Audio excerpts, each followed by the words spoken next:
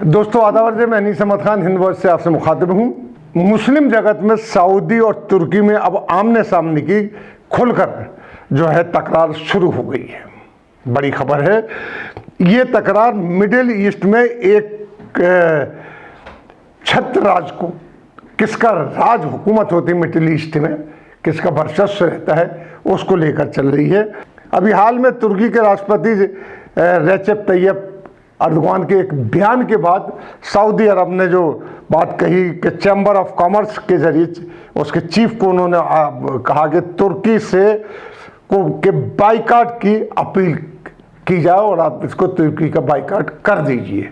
उन्होंने अपील की है तुर्की के इंपोर्ट, इन्वेस्टमेंट और टूरिज्म की, इसमें सारी चीज़ें शामिल हैं, इनका बाइकाट कर दीजिए। यानी बराबर की लड़ाई शुरू हो गई टर्की और सऊदी अरब में कि इस्लामिक स्टेट का, मुस्लिम राष्ट्र है, उनका नेता कौन होगा।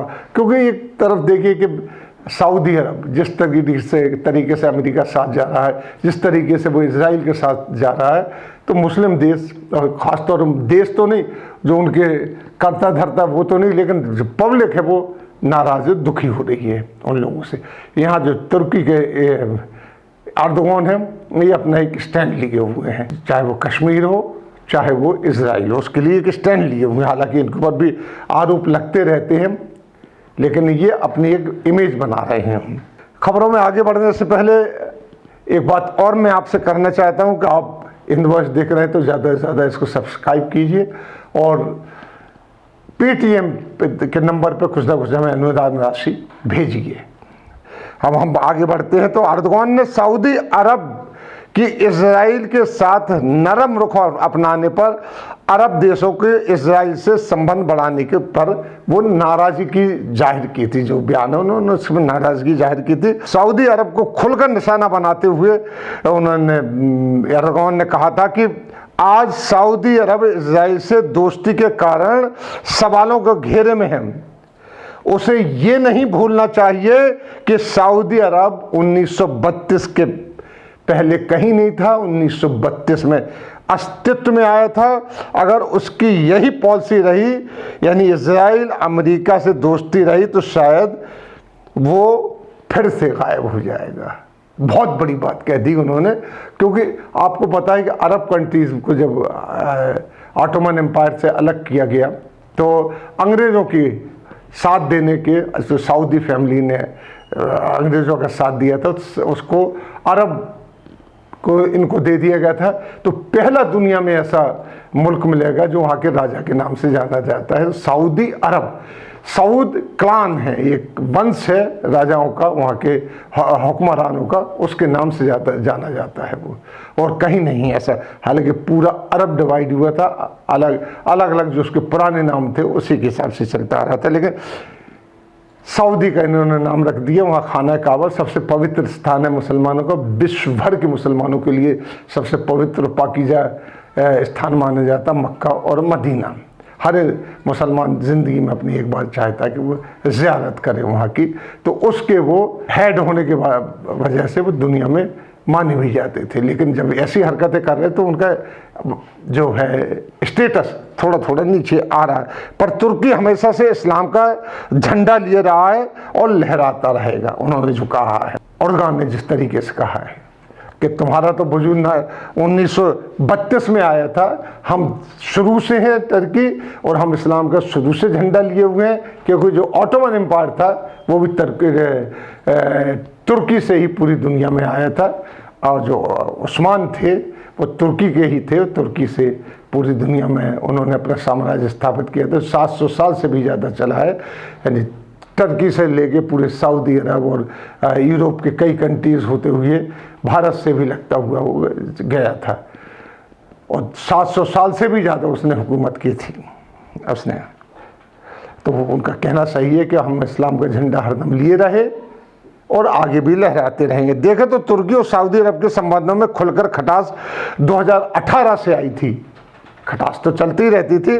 जब अरब पत्रकार जमाल खशोगी की जो निर्मम हत्या वहाँ पे की गई थी इस्तांबुल में, उसके बाद से खटास आई थी। क्योंकि जो खशोगी हैं खशोगी है, जो वो अरब के, जो सऊदी अरब के जो ख़ानदान है, प्रिंसली ख़ानदान है, उसके ख़िलाफ़ लगते थे। उनकी पोल पट्टियाँ वो खोलते रहते थे, लिहाजा उन्होंने मरवा डाला। उसके चक्कर में जमाल खशोगी सऊदी अरब के अमीर और इजराइल की बढ़ती दोस्ती के बड़े बड़े खिलाफ थे। तुर्की ने इस हत्या से जुड़े हुए सऊदी नागरिकों पर मुकदमा चलाया और 5 सऊदी नागरिकों को उसने फांसी की सजा दी। इसके बाद दुनिया का दबाव पड़ने की वजह से उसने उनको उम्र कैद में बदल दिया। वो अपने यहाँ ही रखे हुए है टर्की अभी तक। अर्दवान का मानना है कि बहरीन और यूएई के इजराइल से रिश्ते बनाने से के पीछे सऊदी अरब का हाथ है, जिससे वो नाखुश है। उसका कहना है कि इजराइल कभी भी मुसलमानों का दोस्त नहीं रहा, हो सकता है ना रहा है। सऊदी अरब के तुर्की के जब बाइकाट से तुर्की की आर्थिक स्थिति पर असर तो पड़ेगा ही पड़ेगा, क्योंकि इस समय तुर्की में सऊदी अरब की 1000 निजी कंपनियां व्यापार कर रही हैं। वहीं सऊदी अरब के पर्यटकों को तुर्की की पहली पसंद होता है। सऊदी अरब से जो कोई पर्यटक जाता है कहीं विदेश घूमने के लिए, टर्की पहली जाता है क्योंकि वो इस्लामिक कंट्री है। अरब ने तुर्की में $18 करोड़ का इन्वेस्टमेंट कर रखा है, जो 2020 में 18.5 का हो गया था। अरब ने तुर्की के व्यापारिक बहिष्कार तो कर दिया, लेकिन वाटो ने अभी तक इसे मान्यता नहीं दी। वर्ल्ड ट्रेड ऑर्गेनाइजेशन है जो पूरी दुनिया भर के व्यापार का कंट्रोल करती है, उसने अभी तक इसको मान्यता नहीं दी है कि आप ऐसे नहीं कर सकते, क्योंकि टर्की नाटो का मेंबर भी। इससे पहले सऊदी अरब ने कतर से भी व्यापारिक संबंध ख़त्म करने की बात कही थी, लेकिन WTO ने उसको नहीं माना था। अरब के लोगों का भी यहाँ 6 अरब का अमेरिकन डॉलर का निवेश है टर्की के अंदर। टर्की से ज़्यादा वो सऊदी अरब को संबंध खराब, इसीलिए तुर्की ज़्यादा सऊदी अरब से संबंध खराब नहीं रखना चाहता था, सऊदी अरब टर्की का संबंध खराब रखना चाहता है, क्योंकि नाटो में टर्की शामिल है, पावरफुल हो गया है। और वहीं क्राउन प्रिंस सलमान तुर्की से संबंध बनाए रखना चाहते हैं, हालांकि दोषी क्राउन प्रिंस सलमान ही हैं इन सब चीज़ों के, जिस तरीके से वो इजराइल के पास जा रहे हैं। लेकिन वो टर्की से भी संबंध बनाए रखना चाहते हैं, क्योंकि टर्की मिलिट्री के लिए भी, फौजी तौर पर भी बहुत दबंग है टर्की की, यानी इस्लामिक कंट्री में, क्योंकि टर्की इस्लामिक देशों की उभरती हुई एक बड़ी ताकत मानी जाती है। अर्दवान ने उसको और ऊंचाई दी है, जिस तरीके से पाकिस्तान का उसका संबंध है। और पाकिस्तान की आर्मी इस्लामिक कंट्रीज़ में सबसे पावरफुल आर्मी मानी जाती है, यहाँ तक कि अरब के ख़ास इलाकों में पाकिस्तान की आर्मी ही तैनात होती है।